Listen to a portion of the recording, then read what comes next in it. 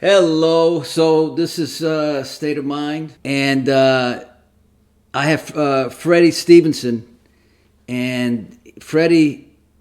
I don't know Freddie, but by reading his incredible book, he seems like a great guy. I'm gonna get to know him now.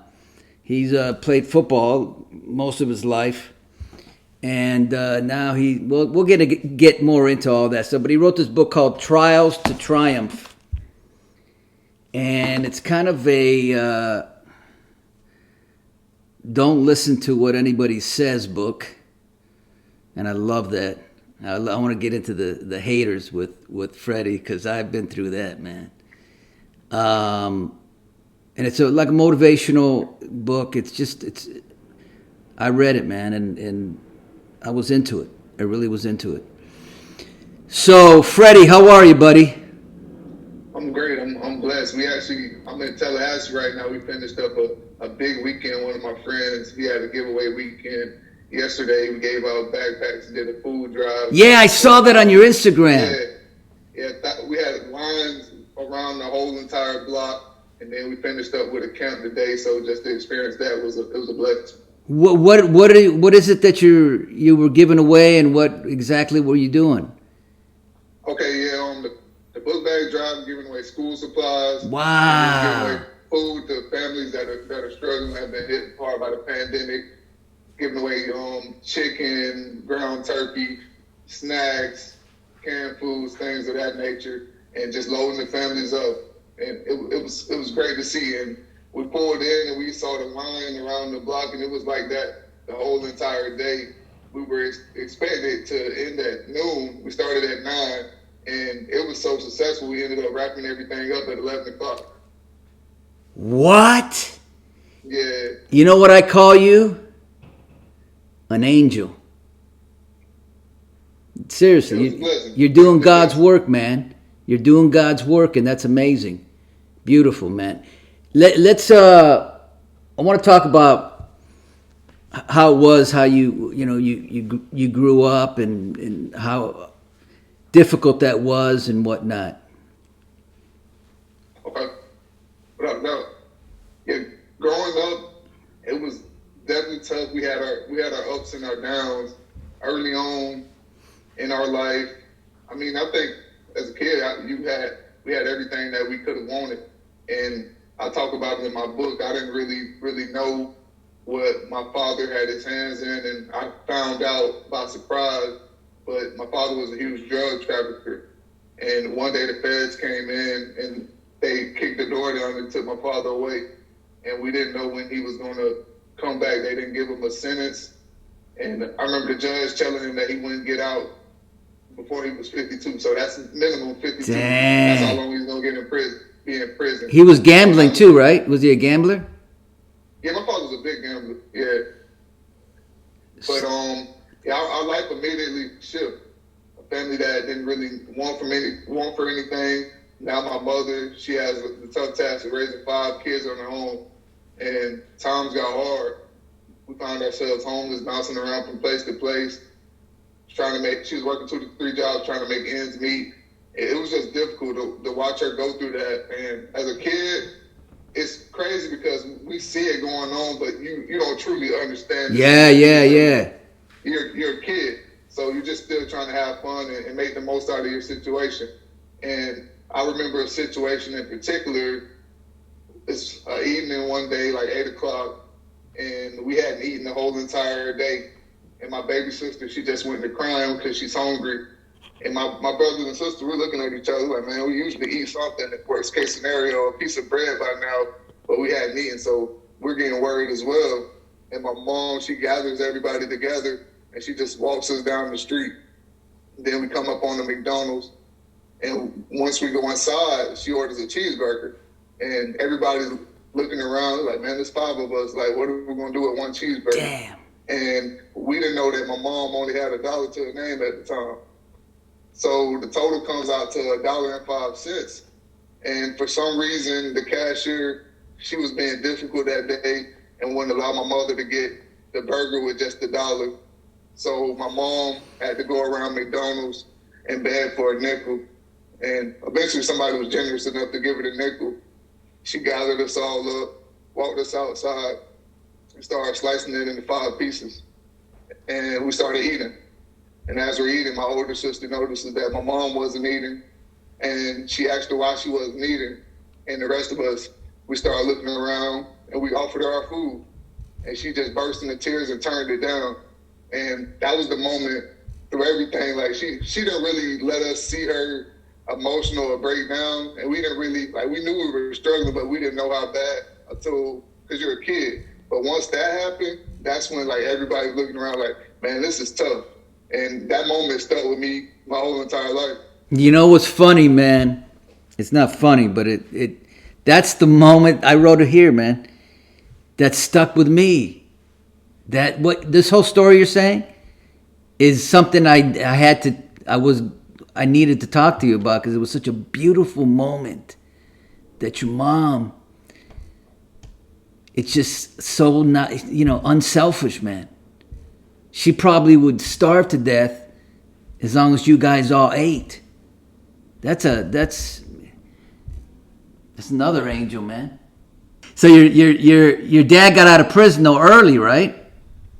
Yeah, it's a crazy situation. I remember going through it, and I talk about it in the book, and we didn't really know when he was going to be released. And I remember him calling home, and I'm rebelling at this point. I'm like, man, my dad's not going to be home. I'm started getting a little trouble with my mom. And one day she calls him and tells him, like, every single day, my mom, she has a lot of faith. Like, she's big on her faith, and we're raised up in a church. And she kept saying, she's like, man, God's going to do something to change the situation. She kept speaking it into existence. And one day she was looking on the website, and it said that he was coming home. And I remember she called my dad, and he hung up the phone on her because he thought she was like messing with him. He hung up the phone angry, and he goes to court, and they tell him that they lost all his paperwork. Wow. And they're gonna have to release him early. And it's something I've never heard it happen, but it was exactly the only way he was gonna get out of that situation. He needed a miracle, and that's exactly what he got. Wow. And then after that, were you guys all family? You were close together? Or when your dad was he came back home, and his first goal when he came back home was to get us out of our situation, but he didn't have the means to do it. And so we reached out to people, and there was a lot of people that helped us out, got us a house in like a middle class area to get us out of our environment. And things were better, but my father, he still, with his record, he has 22 felonies. A lot of places didn't want to hire him. Yeah, a lot of places didn't want to hire him. So I remember for a while we're going back and forth, trying to make ends meet. We're getting a little help from other people, but eventually we know we're going to have to start making some money to keep our heads above water. And I think it took about 4 to 5 months after he got released from prison for him to get his first job. And I'm not sure if you're familiar with Publix. He got his job at a Publix bakery, a Publix warehouse. Mm-hmm. And he was so excited. It was just a part-time job, and we didn't have a way to get there, but he was like, man, I'm going to find a way to get there. I remember running around. We did all type of things, like waking up at 2 o'clock in the morning, trying to find a ride to get him there because he had different shifts all the time.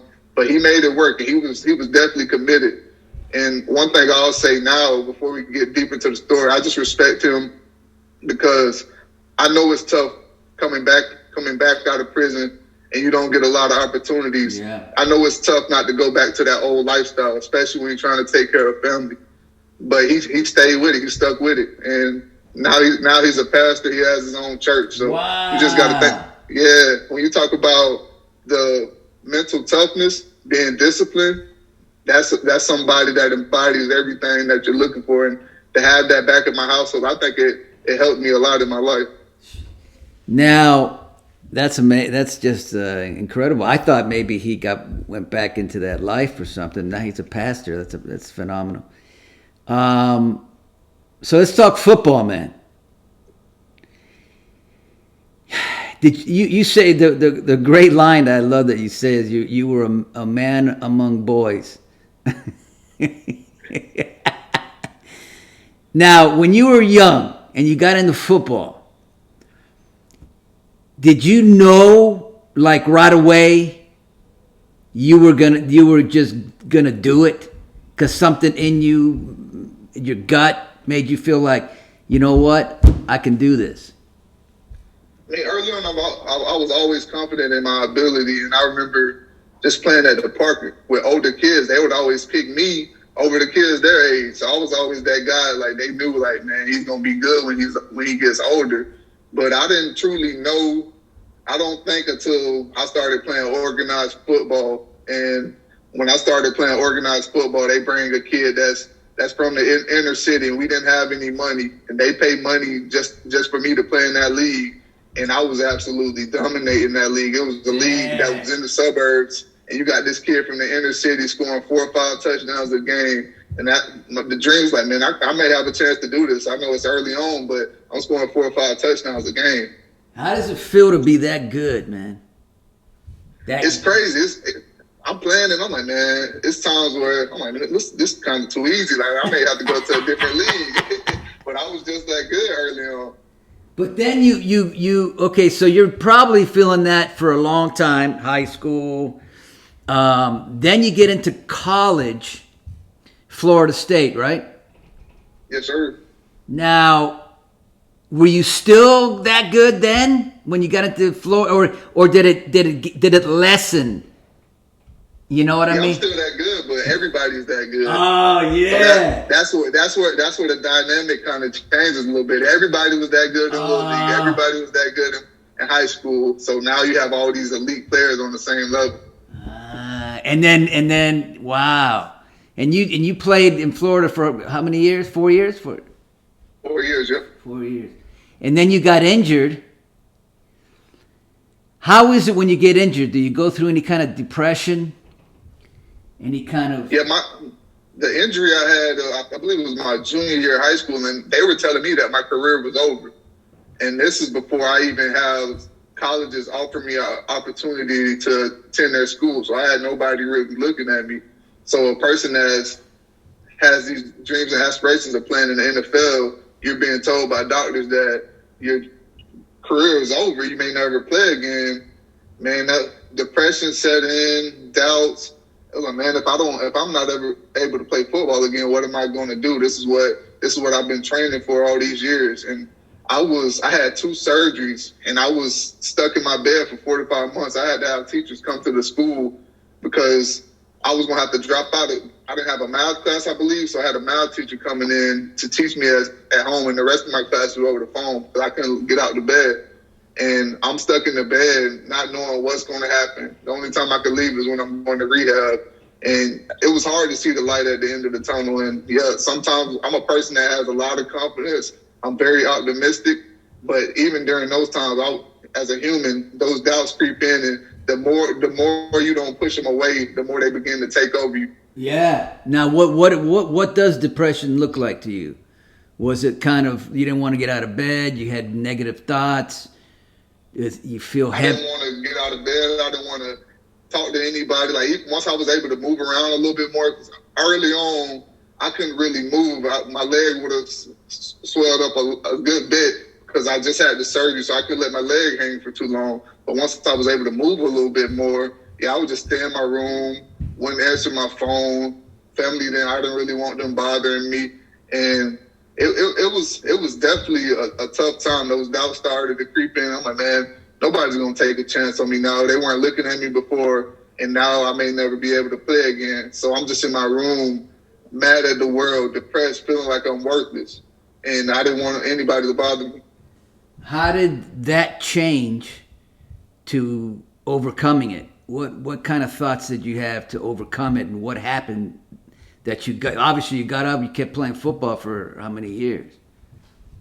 I remember just going through the process. I'm rehabbing every day, and at this point, I'm still like a few months down the line. I'm still thinking, man, I don't know what's gonna happen. Nobody's reached out, and the school, UMass, the University of Massachusetts, reached out, and I'm thinking the coach is just telling me that they may have interest in me. But he calls me, like, man, we're interested in you, but we want to offer you a full ride scholarship. He said, man, we believe in you. We're not worried about your injury. If you come here, we'll let you rehab a whole entire year because we truly believe that you're going to be a star. And just to hear that, while I'm going through this process, I'm like, everything that I was thinking, I promise you, once he said that on the phone, it all left. It all went away in that moment. But ultimately, to be honest with you, I think anybody that's depressed or struggling with just the mental, I was dealing with anxiety, depression, and part of it, I was like, man, if I'm not able to play football anymore, do I even want to live? And the part that I think with most people that deal with these thoughts, the thing that truly keeps us going, yeah, I'm depressed, yeah, I'm mad at the world, but ultimately, the thing that kept me going each and every day was that little bit of hope that I still had, that I was holding on to.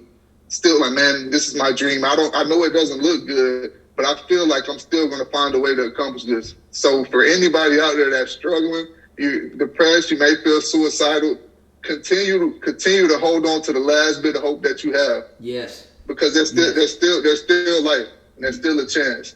And once I got that call, everything was worth it. I didn't care if I got any other calls. I knew I had the opportunity to continue to chase my dream. Now, let me get on another thing. When you're playing football, and I agree with everything you just said, it's a beautiful thing. I just went through a similar thing. So when you get tackled and stuff, right? Is it true, like when you're under the pile, like they kick you and they pinch you and stuff? Yeah, I've been in a few games where you get beat up a bit. Just depends on who you're playing. Like nobody can see what's happening, right? So they're gonna do an extra kick, an extra punch, or is that? Yeah, without a doubt. We played in a game. I don't remember any situations in high school, particularly. I mean, in college, particularly. But I remember we played in a game in high school. One of our players, he got caught up in a pile, and he came out the pile with broken ribs. No, yeah. He didn't have the broken ribs before the pile, and then in the pile, he came out of the pile with broken ribs.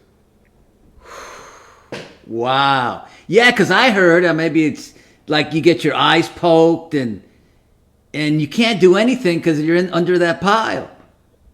All different types of things. Eyes poked. Some guys get spit on. It can get nasty under that pile. Oh, I love it. I love these stories. This is the best. All right, let's talk about. I want to talk to you about what happened with the NFL, man. I know. Look, politics are everywhere, and it's a pain in the ass. It really is. And I know from acting, it's somebody's brother or somebody's this, and you don't get the part because somebody over here and they can't act, but it doesn't matter. You know what I mean? What happened with the NFL with you? Yeah, I think it was a little bit along those lines. I got caught up in a situation where staff had a prior relationship with a guy that I was competing with, and I was still, even in spite of that, I'm confident in my ability. I didn't feel like he could beat me out. But you see in some situations, it's not necessarily whether or not you're better than them for the job. It's will they give you the opportunity to show it. Yeah. And for me, that was kind of my case. But one thing I will say is, in those situations where the odds are stacked against you, you can't make one mistake. And I remember a game we were playing, and it's late in the game. I broke, and I got a first down, and I reached out for the first down, and they poked the ball loose. And that fumble, I came to the sideline. I was like, man, this is all they were looking for, because I was killing the guy I was competing with in camp, and I knew because they were trying to limit a few of my reps. I was playing fullback, running back, doing a lot of different things that the guy couldn't do, and I knew at that moment, I was like, man, this is the reason that they were looking for, because he's a veteran. This is the reason that they were looking for to justify keeping him over me. And that just sat with me for the rest of camp. And ultimately, I believe that's what led to it. And a lot of times in these situations, when you're the underdog, it's tough. I know it's not fair, but you really can't make a mistake. Like if a boxer comes in, I know you said you like boxing. Yeah. If a guy comes in and he's trying to beat Floyd Mayweather, knock him off, you can't take it to a decision. You got to knock Floyd Mayweather out. You can't. That's just the ultimate reality. Yeah. And I know it isn't fair. You can outbox him all you want to, but you can't give him a chance. You can't leave it up to chance. You got to dominate, and that's ultimately I learned that lesson the hard way. As far as the underdogs, let's talk about let's talk about the haters. Because I was in my hometown when I got into modeling, very unsuccessful, and then I didn't do well in modeling, and then I got into acting, and then I had a nervous breakdown, and I was in a mental institution. And everybody in my hometown, I'm not saying everybody, but a lot of people didn't believe in me, man. And I just kept going. But my problem that I think I've overcome, or I'm starting to, is I've worried too much what people think. I don't know where you stand there.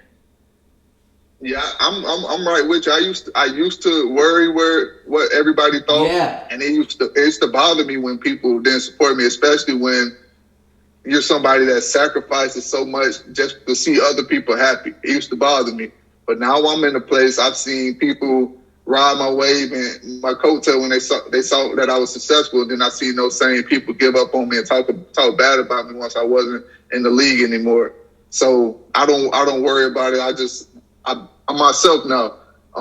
I do what I can that's good in the world. Hate it or love it, I'm going to be me, and I'm not trying to kiss up to anybody. Right. While you're out there talking bad about me, that's somebody that loves me exactly for who I am. So I'm not worried about it anymore. It doesn't drive me. And I used to exert so much negative energy towards it, and it wasn't productive for me. So I don't even focus on it anymore. Even if I know it's somebody that says something crazy about me, and they see me now, my story's getting out there, and they see me now and they come back to me, and I know it's not coming from a good place. I don't even let it bother me. If God puts it on my heart to help them, I'll help them. They don't faze me anymore. So now I'm just exerting all that energy towards something positive, something that can benefit me in the future. They don't matter, and the reality is I had to learn they never did.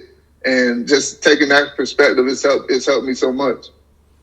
So how long have you had that state of mind? It's been a while, to be honest with you. Oh, really? It's been a while. It took a while for me to get like this. Yeah. I remember after things went bad for me in the NFL, I just was looking back at people. You just look at the smallest stuff, and you think all of these people are in your corner. And I saw a little bit of it out of high school, but then I had success. You know, people change up once they start seeing you have success. So I kind of forgot a little bit.